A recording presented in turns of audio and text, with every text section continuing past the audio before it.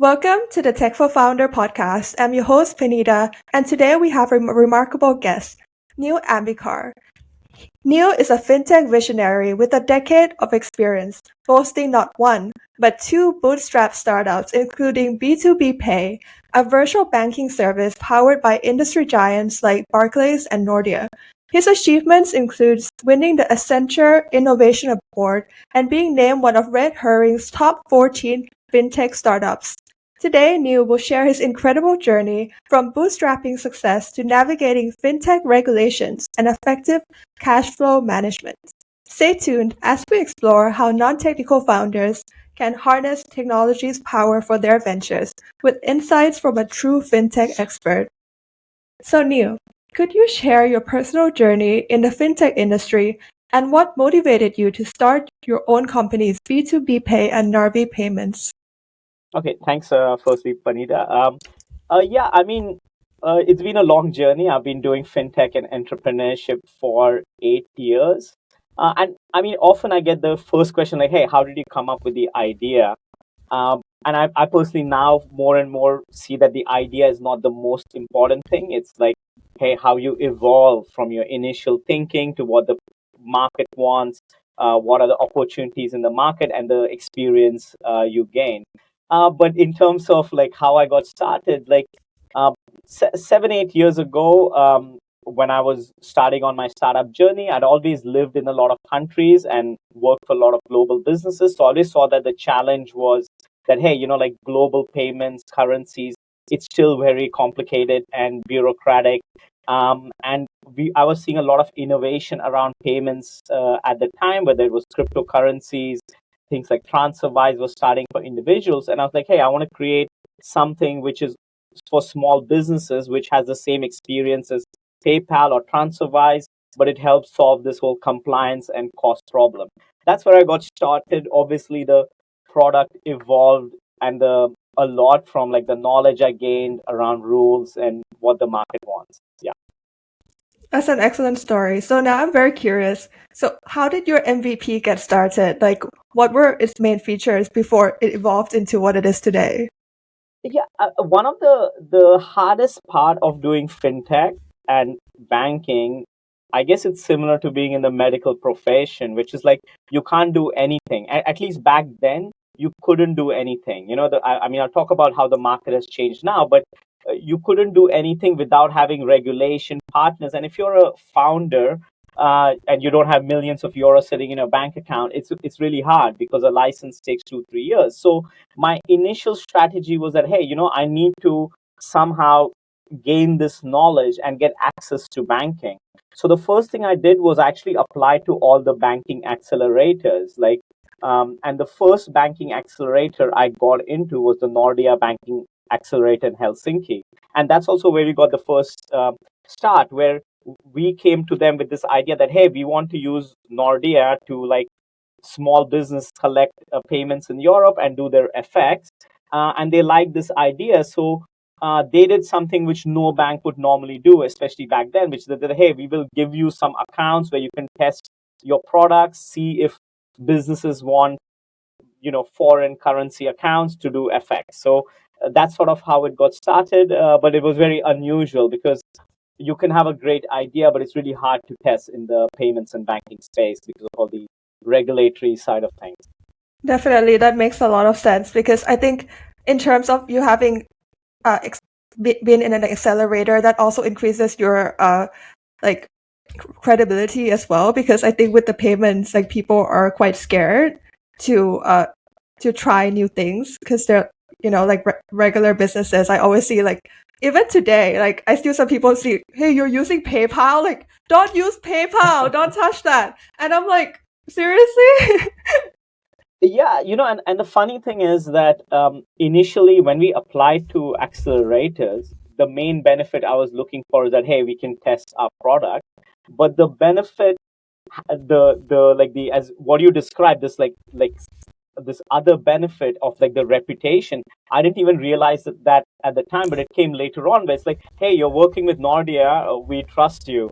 Or like, the brand, it had a huge impact from a brand from the trust side, which I didn't even realize at the time when we applied. We were just looking for accounts, and the biggest benefit actually we did get was this like recognition, and not just from like potential customers, but also like some from VCs and investors and banking partners that you have worked with Nordea. Okay, that means you're doing something serious. They take you a little bit more seriously. So that was really, yeah, good part of the like externality that we got. Definitely. So bootstrapping is a topic that many of our non-technical founders listeners are interested in. Could you walk us through your experience with bootstrapping your startups and the key strategies that you employed? Yeah, I mean, I have been even after 8 years, we have never raised external funding. And as of now, we're not planning to. Um, there is a couple of caveats. So the first thing is we are in a very unique industry. Like let's say you have an e-commerce product, you can just build a website, you can put a bit of products on, and you can test it, within one day. Um, in our industry, you have to get a license, which takes 2 years, convince banks. So, you might need a huge runway um, for 2, 3 years before you can even generate revenue.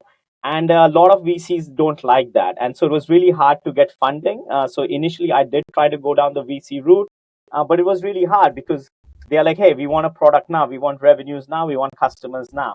So in the end, I did three things to get both B2B Pay and RV up and running. So the first thing was accelerators and grants and innovation things are a really good source. So we also took part in Techstars, where they give you $120,000 to be part of their program. So that was an amazing runway for us to move to the next level. Um, then we also got some grants from the Finnish government and things like that to again keep us going, to keep the vision alive. So those were really important sources of like not revenues but funding that we got before we could get started. The second most important thing that I realized, and somehow this industry has changed a lot, is that if you want to build like a native product, like especially in the fintech, it's really hard. Licensing, banking partners, own tech. It's like millions of euros and 3, 4 years of your life. A better way to get started is working with other partners. So effectively, we got started by working as like white label. So there were other people who had licenses and products, and we're like, hey, we have a strong customer base. We know what the customer wants. We will use your platforms and either integrate them or work as a white label. So the first 3, 4 years, the revenue we ended up generating was by working with multiple partners, whether you call it partnership, white labels, affiliates, to a point where we were able to generate enough revenue that it's like, okay, now let's use this revenue to actually get the license and build our own products.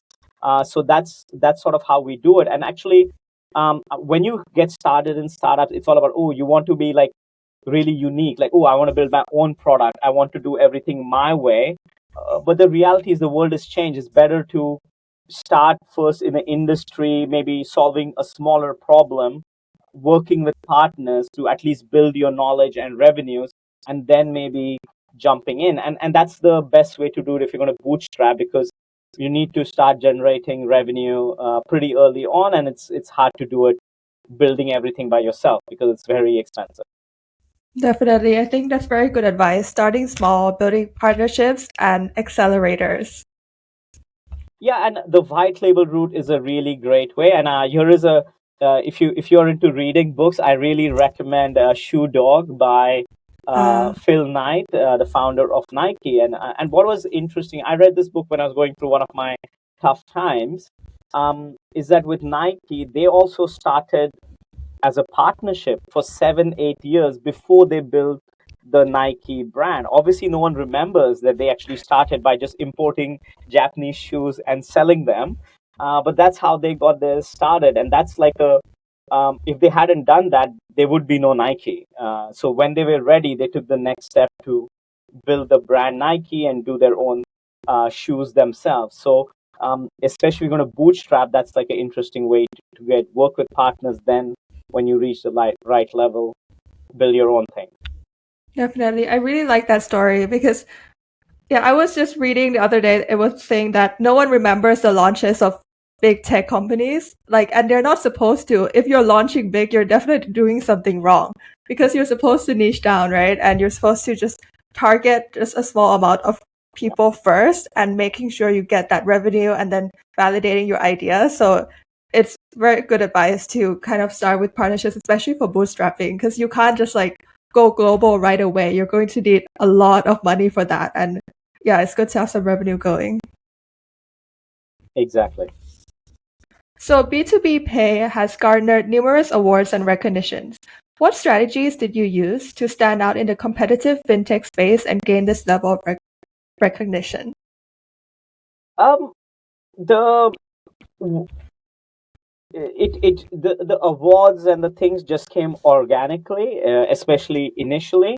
So initially, when we had the idea that, hey, let's help small businesses across the globe are being underserved.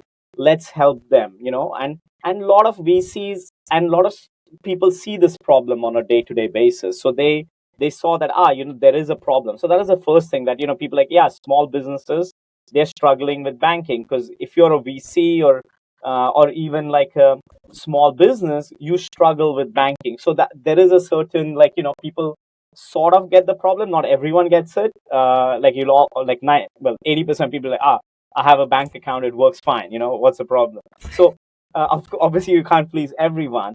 And then the second thing was, like, again, we were trying to attract VCs and bankers. So we just again applied to accelerators, and there we honed our pitch decks. Which if you YouTube B2B Pay, you will see some of our pitches from the Nordea accelerator, the Techstars accelerator, where you come up with a nice story which explains the problem and the solution in a nice way, and people understood it and bought into what we were trying to achieve and how we were going to help businesses globally. So once we had that story down, the core thing about the problem, the message, and let's say the emotions around it, and when we started applying to different accelerator programs, awards, it actually turned into a little bit of a machine where we were literally winning either every second one or at least in the top 5. Often the only thing we didn't have was the matrices. But when we did the pitch, we always got really good reviews. So initially we just did that because, hey, this will help us attract banking partners. It will help us attract investors. And later on, we also saw that, again, the externalities, that we got also a lot of customers contacting us, a lot of exposure online, which was great. People started coming to our website because they're like, hey, we saw your pitch. We also read your article on a BBVA, for example. That's a big Spanish bank, which also gave us a award. So it was, I think it's the message story. Once you have it honed down, then it's a little bit easier to win. And it has a lot of positive impacts, these sort of awards, because you get recognized. And, people want to work with people they recognize and they can trust. Definitely. I really like what you said about having a clear problem and also having a story around that problem. And yeah, and I think it's more based on what you said, it's more about attracting partners rather than going out and chasing, I want this award. But it was more you did the right things and these things came to you organically. Am I correct? And it's also, if you think about it, more efficient, right? Yeah. Let's say you go to a big meetup. You want to talk to one or two people randomly. Let's say you're at a big tech event. There are thousands of people, hundreds of people. You're randomly meeting one or two people. They might be useful to you or not at all. You do a pitch or a competition. You have maybe 500 people in the audience looking at you, and then they approach you saying, hey, I have this problem, or I know someone who has this problem. So it's also a very effective way of getting your message across and the right people contacting you rather than you having to try to find these people in a tech conference. So there is, a lot of it's a better way of communicating, especially, we don't have as a bootstrapping or a startup, you don't have the marketing budgets to have big PR. Big PR agencies will charge you hundreds of thousands of euros for this, and you're basically getting this marketing for free by just telling your story. to a people and willing to sort of get up there on the podium. Definitely. So a problem, a story, and being on stage at a big tech event. Yeah, that's the way. Big or small, it's you. Even the small ones are great. In fact, they're better sometimes. Like I've been to even like the events for like small angels networks, small business roundtables. They're all more the better. Excellent. So navigating regulatory compliance in fintech can be daunting. How did you ensure your startup complied with regulations? And what advice do you have for other founders in this space?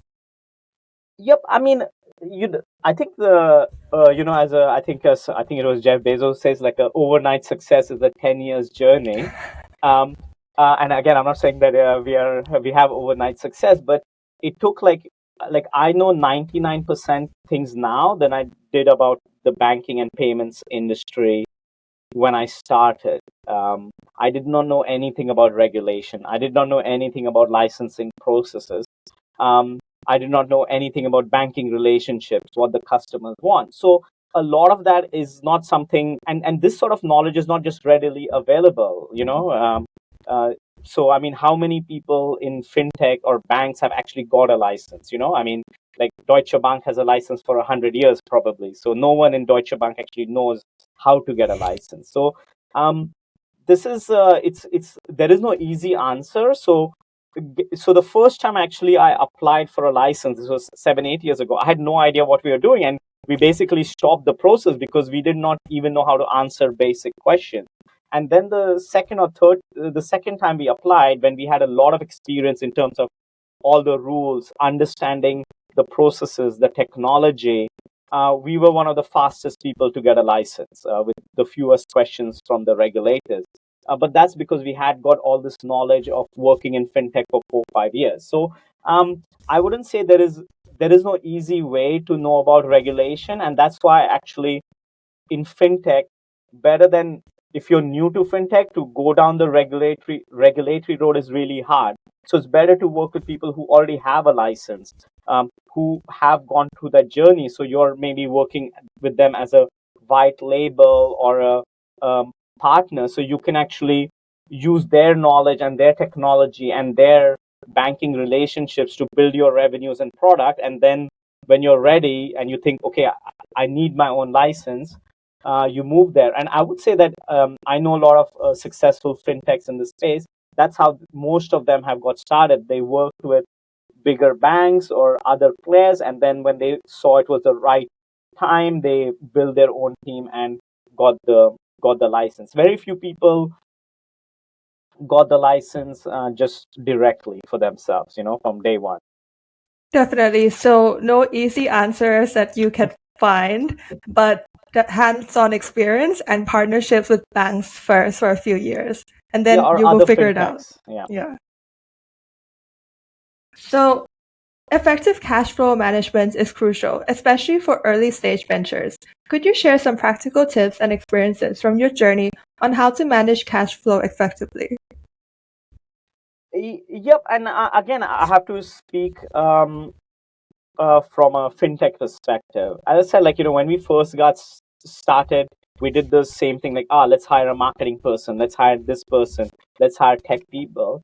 And then we didn't have a license, we didn't have any revenues coming in, and then we had just this big burn rate. Um, and we couldn't do anything. It's like, okay, we are now a proper startup because we have all these people. Um, I think in fintech, it's really important that you do everything the other way around. Try to get the license first, or the white labels first, and delay decisions on hiring. You can always hire people later, but it's hard to fire people. That's the even though everyone talks about hire slow and fire fast, I would say even with the hardcore founders that I know, they always do the opposite, which is hire fast and then they don't fire. It's hard to fire people. Um, I think that my biggest advice, like, you can always delay until hiring people until you're really sure you need them. There's a lot of stuff you can do by yourself. There's a lot of stuff. Like, for example, like, I was literally running when I was going through a transition phase. running the entire company using things like, the gig economy tools like Upwork. Like, okay, I don't have the time to hire someone full time. So to take care of my marketing, I'm going to hire someone on Upwork. For my content writing, I'm going to have someone. So, and I can tell you, there's a lot of successful entrepreneurs who are running their entire business on Upwork or Fiverr.com. So there is always alternates to hiring, and that gives you flexibility, so that you can always stop all those expenses. So that's the main thing, is that I keep your burn rate as low as possible. You can always, like a lot of the hiring can be done later on. Of course, this individual circumstances. It's a every business is different. When is the right time. But I often see that most startups hire too early when they're not ready. But you have to, because your VC says, you need to have 10 people, and you feel like a proper startup when you have 10 people. But often you're not ready for the 10 people or even 20 people. Definitely. So hire later and outsource your work into the gig economy. But also, Exactly. I think right now you can automate quite a lot of that as well. And and the thing is, unfortunately, there is this reputation that people who are on Upwork and stuff are like, they're not highly talented people, and I don't think it's true. Obviously, it's about picking. Just like hiring people, it can be hard. But what I love about, say, Upwork and Fiverr is that I can give a task to someone which is completely automated by the platform. If I like the work they do, I rehire them. If I don't, I close the contract. So and there is a lot of people there who are not there because they can't find a regular job, but they're there for the flexibility of that these platforms offer. So I often find like very talented people on these platforms. But yes, they have a reputation that, hey, it's why would you hire someone from there when you can hire an employee? But then you're stuck with the employee and all the bureaucracy and costs. It's true. The flexibility helps a lot as well, especially since with what you said, that if it doesn't work, you just move on to the next person. And also with the reviews, right? You can definitely check if they're qualified. So in the fintech industry, technology is ever evolving. How do you keep up with the latest trends and innovations? And how can non-technical founders stay informed and leverage technology for their ventures? I mean, technology is really, really hard thing, especially for a non-technical founder. So it's like, for me, I always said that, okay, I don't want to build technology until it's ready. And I did build many products using either freelancers or, many different like tech people that I hired. But when you're a non-technical founder, you're just purely relying on someone else's judgment. If they leave, that product is dead, So it's really, really, really hard. So again, first thing, back to my first year, I was like, okay, when I started, was like, hey, I want to get as much off the shelf technology as possible, because you can often buy to. There is a lot of solutions. It's like, AWS, right? You don't need to build your own servers anymore. And the same thing's happening in the payment technology, in the banking fintech space. Most of the stuff that even you think people have built themselves, it's actually being built by someone else. So I think that if you're a non-technical founder, that's the way to go. It's like, hey, yes, it might cost a bit more in the short term, but at least you have a stable product you can use. There's white label solutions, software as a service for pretty much 90% of payment things you can do. Let's say you want to start a card solution, like, you want to issue MasterCard. You can buy this technology off the shelf, where you can have an app, you can have a dashboard. While to build this yourself in a heavily secure way might cost you hundreds of thousands, if not millions. So again, go down the what is on the market first, especially non-technical, and it'll be a lot cheaper, because the onboarding costs and stuff is a lot lower than building yourself, and you can always exit your contract if things don't go well, and you don't have to worry about, it's a proven product. I mean, so now at NAR we build all our own technology, so everything is built from scratch. But that's also because I found a co-founder who had built this technology in the past, so he had the expertise to build it. So it didn't feel like we were building it like, as a startup, that hey, we're just building something new completely, that we don't know anything about. But it was like, hey, proven he had proven experience, and I'd also used his product, which was great. So I was like, hey, I love the product. So yes, if you can build the same product for Narvi, then of course we should work together. So it actually took like 7 years before I found someone to work with who could build technology um, for the fintech, because again, this is a niche industry. How many people can build core banking solutions who are not working at Oracle or something like that, or SAP? So again, always advise, try to use everything off the shelf until you're ready and you have the right co-founders, which can be hard. Technical co-founders can be hard to find, especially in fintech. Definitely. I think off the shelf is great advice because it's also about validating the market and not spending too much on development and just making sure Exactly. someone wants it. And then you, in the longer run, you'll find a co-founder like you did. Yeah, exactly. So can you tell us more about the role of API first banking services and how they are transforming the modern digital world? Yeah, the funny thing is, I mean, if you're in any other industry like API, and I mean digital industry, APIs is very normal. But still now in the banking and the payments industry, it's still not that common to use it. And what we have done with our sort of accounts is that so we focus at Narvi at business banking services.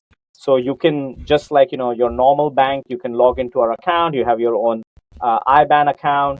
You can make payments, download statements, things like that. But on top of that, we have an API with this account. So if you want to integrate this into your platform, you'd never have to come back to our dashboard ever again, except for, say, downloading some statements. That you could actually do all your banking by connecting our API. And that is something that most people don't do. So, when you look at marketplaces or crypto exchanges, you don't want to go into a bank account to do stuff. You want to have it fully integrated into your platform. And that's what we're trying to aim for, is that everything you can do on our dashboard, you can do the same things via an API, at least on the payment side. Maybe not like adding new users and stuff, but at least like on a day-to-day basis, you don't have to manually log in and enter bank account details and things like that.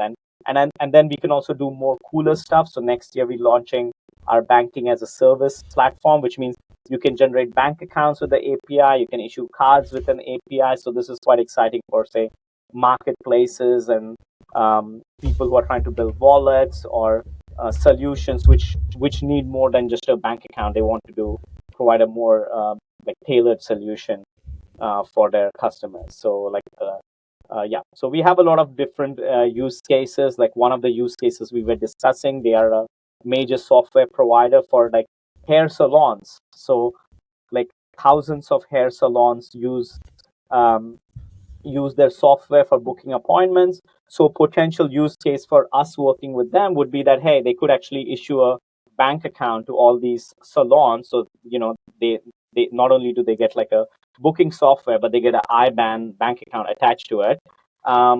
And they can also issue a card, so people can also spend the money they're earning with a MasterCard. So you can do cool things with the API, which you cannot like do with just traditional banking. Definitely, that sounds very exciting. Like a hair salon card for just for hair salons, right? So it'll be like. So do you mind this is explaining a not bit even further? our business. So this is it's someone not. else's business, Yes, and they are like, absolutely. hey, we would like to actually. So this is again, we're talking about white labeling before. So they can use our API to, say, generate IBANs for each of their 1,000 customers, and also issue cards to their 1,000 customers. And we have already done all that work.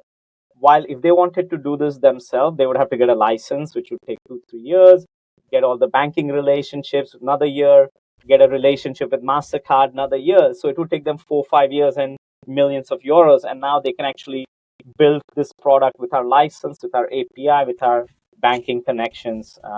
This is one of like many use cases we get like regularly, of where people want to like build banking or banking services into their own platform to make it easy for their customers.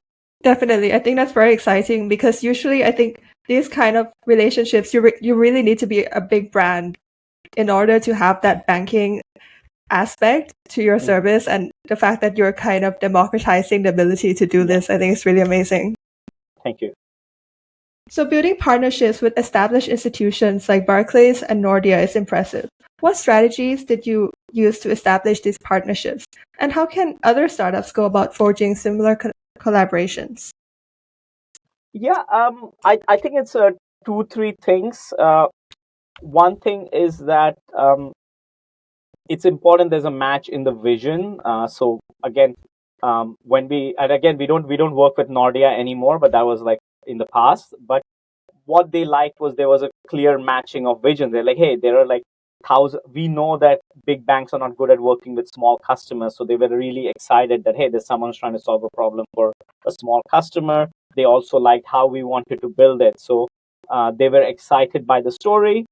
So that's the first thing, is that hey, they want to be excited by the story or the solution that we are providing, that it's solving a real problem. And then the second thing is obviously, look, it's all about the money, like there has to be a commercial aspect to it. So when you look at it, that hey, we want to help thousands, maybe someday millions of customers, or at least hundreds of thousands of customers, they can see that okay, if we do X amount of FX through them, if we do so much lending or whatever other products they are getting, they're going to make a lot of they're going to generate a lot of revenue. So I think it's a combination that big brands do want to work firstly with, especially if they're going to work with a startup or fintech which is not proven. They want to understand the vision that the startup fintech has, and that they believe in it. And then the second thing is, there's always has to be a financial aspect. Like it's not cheap running a bank, so they have to make a financial return, and they need to see a clear path that hey, working with this fintech, and that's maybe even more important at the end of the day, that it's going to lead to some kind of financial gains, profitable gains for the bank in the long run. So those are two important things. And again, I think that accelerator program, startup program, helps you maybe get closer to those banks than you would otherwise, because I mean, how do you know how to reach out to these guys? There's no way. There's like 5,000 employees. So but if you go through the startup tracks or through events which are aimed for these sort of industries, then you at least are in the right sort of way to partner with them, with their innovation teams or things like that. So yeah, go down. They need to believe in the story. There's no point going to them if they don't buy. There's a lot of partners I don't even approach because I think that we're not a good match. So first, the match has to be there, financials has to be there, and then find a way in. And I think if they have an innovation program, that's like the best way normally to get it. Definitely, that's very good advice. And so you said something about the financial aspect for the banks. So what metric would you say is like the most attractive one to an investor that you've spoken to? For an investor or the bank? Because banks normally we're partnering. Sorry, the banks. So, yeah. So from a partner, so for a bank's perspective, they're always looking at two things. Either they can grow their customer base, they can provide a service to their existing customer, which will add value, or the third thing is they want to sell you something of their services. So it depends where you are. So we are actually in the position where we are trying to get services from banks. We're looking for different payment rails. We're looking for currency conversions in different markets. So normally the value proposition that we bring is that hey, we have our own license, we have own core banking solution. We are really good at onboarding small businesses. They need FX, they need these payment rails. So if we can work together, then we're going to be able to offer our customers different payment channels, make some money, and then obviously we will pay you large fees for transacting with them. But I also have a lot of friends who have done the other way, where I know some guys who were doing like a cash flow management tool, so they were able to partner with I think it was Nordea or Danske Bank, where they built a product for Danske, so Danske could offer their customers that hey, here is a cash flow management tool which will maybe make nice graphs on cash flow and monitor things like that. So yeah, I mean, you need to know if you're trying to sell to a bank or you're buying from a bank, and that changes considerably, and also who you talk to about it. Definitely. I think that's very good advice because there are many ways to collaborate because especially with you, it sounds very mutually beneficial. You're able to bring in more customers for them and more revenue because you use many of their services as well. And also you could a fintech could become one of the services of the bank, like what you said with your friend. And that's very interesting. So you've worked with startups, multinationals, consultancies, SMEs, and banks. How has this diverse experience influenced your approach to entrepreneurship? And what can non-technical founders learn from your versatile background? That's actually probably the hardest question. I mean, each are so different. Um, I mean, I think more. I don't know if there's an exact way of answering this question. The main thing is that it's all about building relationships, and again, it's different relationships. Obviously, like with our customers, which are small businesses, uh, we try to be as helpful as possible because that's one of the reasons why they come to us.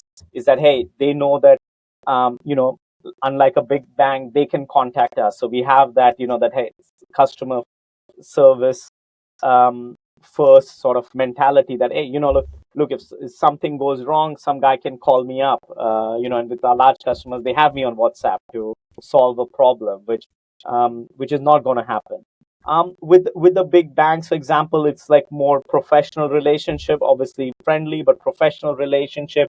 You need to know how it works. We have the right people to also, make sure the documentation is great.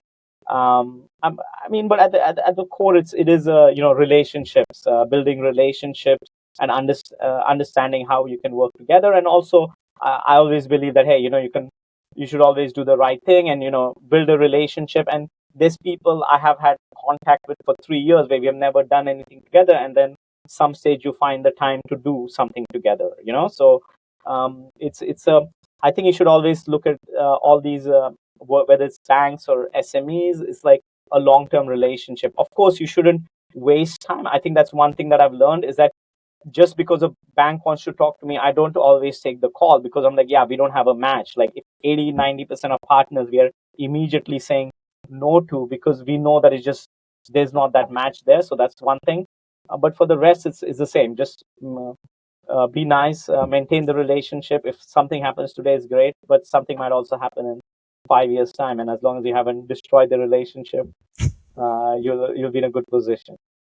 Definitely. I think, yeah, I really like what you said about building relationships because especially and also having a customer service mindset. I think it's like a really big deal for customers that they can just call up a founder on WhatsApp and have them solve their problem. And yeah, and I think people really and they would never get this kind of service from a bank because they would immediately go into the customer support helpline and then it would just Yeah. be a recorded voice. And yeah, and I think this is definitely one of the benefits of being a startup.